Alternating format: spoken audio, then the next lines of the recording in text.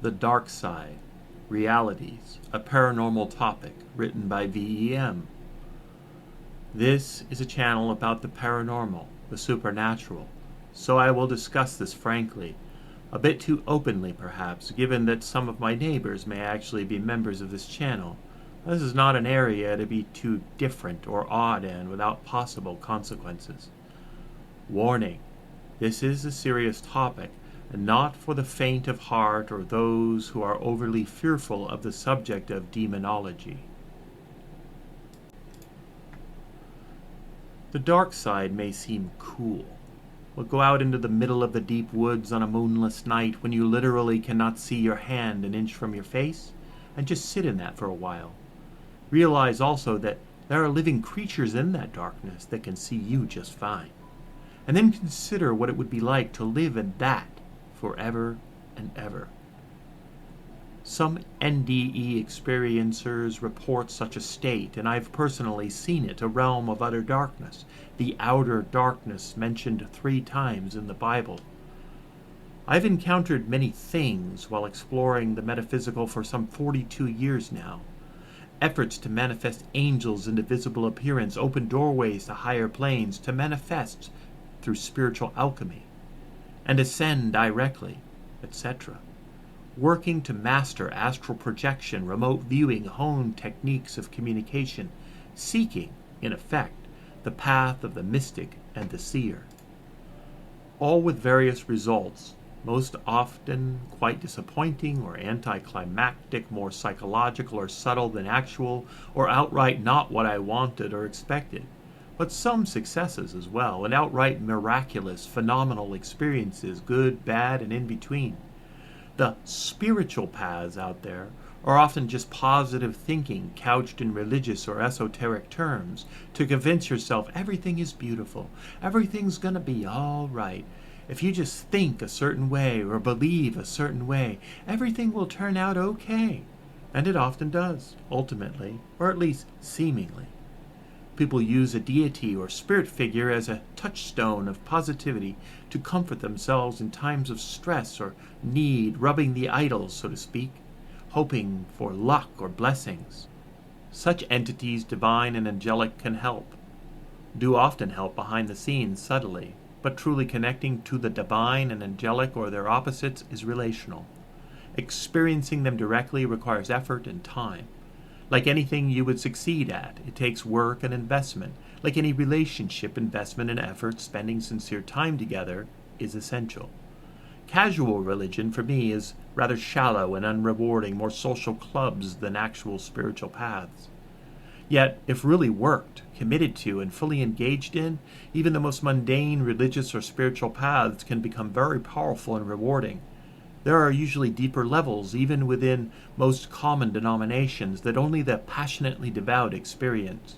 Passion, focused and sincere emotional investment, usually yields the most profound results, especially with long-term consistency. In my own personal walk, always my goal was not evil, but to reach the divine, connect with the angelic, with the good guys, ? Change things for the better, and admittedly escapist, the desire to reach and go out and up beyond this. Most of this arising from a couple of existential crises that occurred when I was very young, shaping a lifetime of wanting to not merely believe, but to know. Yet in touching the truth, the limitless living love of God, well, it's only made this level seem darker and colder, human relationships so much less rewarding. Wrestling with depression, anxiety issues most of my life, I've wanted out and off the wheel, but know that jailbreaks, figurative here, only bring longer sentences and often into worse situations. So I sought spiritual ways, loopholes to get up and out, or at least bring the divine in and transform myself to perhaps be more practically functional. However, in such explorations and delvings, I have certainly encountered and have been outright attacked by things, and have come face to face with actual entities that were definitely not the good guys, or misunderstood bad boys, including my own shadow, personified in no uncertain and subtle sense of it, It was lucid, outright, and enlightening. The true lords of darkness, that is to say evil, do not whine about being misunderstood. They are absolutely whole, content, at peace with, and revel in what they are. They are what they are, ancient living personifications, that is to say minds, spirit beings, of the most negative, toxic, and malicious ideals, ideologies, and impulses that you can and can't imagine. And when I say ideologies personified, the ideas they represent are so horrific and vicious that it is almost beyond comprehension. They do not apologize for who and what they are. They are not ashamed or repentant or even care what we or the good guys think of them. They have entire beliefs and justifications, philosophical points of view that from their own viewpoint are completely reasonable and sound, and held to be true and absolute. In some weird way, they are personified functions within the whole of the infinite, divided and whole. Many are encountered as if a mafia of the spirit world. It is an idea to communicate their mindset, though a worse evil is that which is completely lacking of emotion, cold, it does not care, it sees you as little else than a lab rat, insignificant, without point or meaning, save as prey, food, or entertainment, playthings as a mouse is played with by the cat. Perhaps even worse, from one perspective, are the beings who pose as light and good, but really just see people, souls, as a food source, while believing that they are being more ethical and helpful, compassionate in how they treat the livestock. They literally smile, radiate love, genuinely see themselves as the good guys, as they shepherd people to the figurative slaughterhouse, an entire psychic spiritual process by which to harvest emotional energy and ultimately separate soul from spirit and replant the extracted seed to grow more souls, couched always as being for our own good. Because being food, herd animals, and servants is our purpose after all, from their genuine perspective. At least the obvious demons are more honest, direct, even if gleefully vicious, feeding on and provoking the negative for their own needs. There is certainly evil, but it is in no way cool or neat. Descent into lower, darker planes of existence, a dark realm, is not, in my opinion, any cooler or neater than being locked in a maximum security prison with psychopaths, sociopaths, violent narcissists, and sex offenders would be a fun experience. The people who are like that among humans are aligned to actual entities and realms thereof, dark archetypes personified. There are entire planes of existence and parallel versions of Earth that make this world seem, well, an absolute paradise picnic by comparison, and entities that make our worst criminals seem like the weakest amateurs.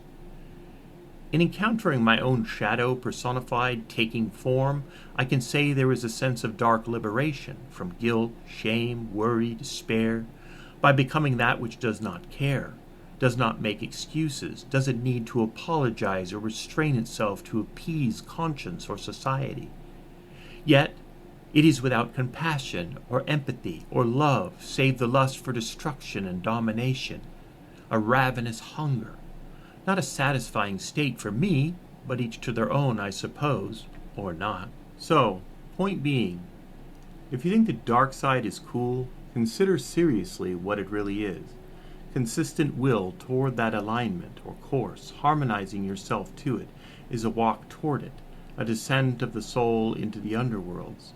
If you will to be dark as in evil, you will become, and in becoming you will know what it really is. And it may not be anything you really want at all. No more than the petty criminal who winds up in prison, or an addict in the degrading life lived in a criminal underworld subculture, really wanted that outcome to begin with. Living liquid blackness was the strongest evil I've encountered, directly, literally manifested. It dragged me from one room into another, from light into a dark place. I've always found the divine names of God very powerful against anything that thought to play around, combined with the visualization of the divine light flooding the zone, so to speak, and the whole into the light I command thee thing.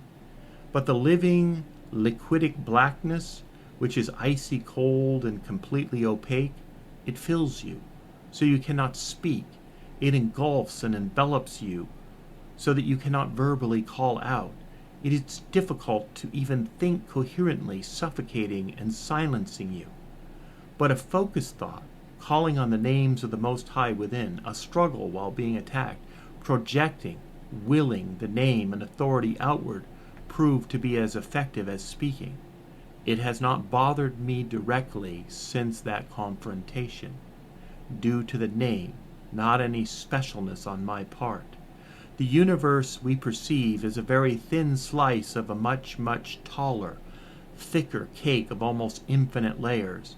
But so too there are layers that defy the binary paradigms of all or nothing, places of wholeness, peace, neither consuming nor consumed, merger only with consent, soul sovereignty.